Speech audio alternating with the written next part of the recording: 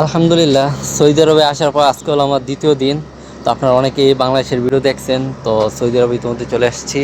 তো আসার পরে আলহামদুলিল্লাহ দ্বিতীয় দিন মানে প্রথম দিনই কাজটা পাইছি, তো একদিনে কাজটা আসলে সম্পূর্ণ করতে পারি নাই। মানে এখানে আপনার প্রায় 60টা এসি আছে আর কি। এই যে দেখুন, ওইখানে একটা, ওইখানে দুইটা, এই যে ওইখানে দুইটা, আর এখানে দুইটা।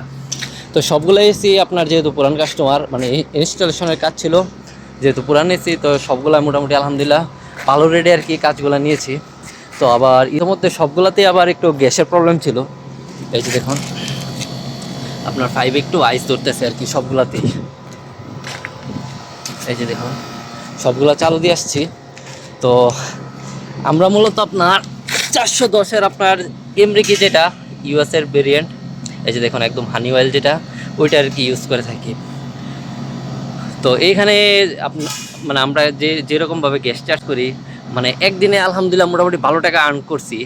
যে আপনার দ্বিতীয় দিন আসার পরে মানে বলার উদ্দেশ্য হলো এটা, যে যারা আসলে কাজ জানে বা কাজ পারে বা আপনার শ্রম দেয়, তারা আসলে মানে সফল। মানে এটা এক কথা বলা যায় যে আপনার মানে কি বলে, যে আপনি পরিশ্রম করবেন, আপনার পরিশ্রম কখনো বৃথা যাবে না। যে আল্লাহ তাআলা অবশ্যই মানে পরিশ্রমের একটা ফল দেয় আর কি। তো আলহামদুলিল্লাহ আসার পরে মানে আমি 7টা এসি লাগানোর পরে এবং গ্যাস চার্জ করার পরে আমার সকল খরচ বাদ দিয়া মানে প্রায় 1300 থেকে 1500 রিয়ালের মতন আর কি আমার থাকবে।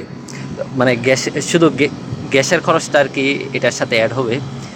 তো যাই হোক, সকালে ভালো থাকবেন, সুস্থ থাকবেন। আর কে কোন জায়গা থেকে কাজ করতেছেন অবশ্যই কমেন্ট করে জানাবেন।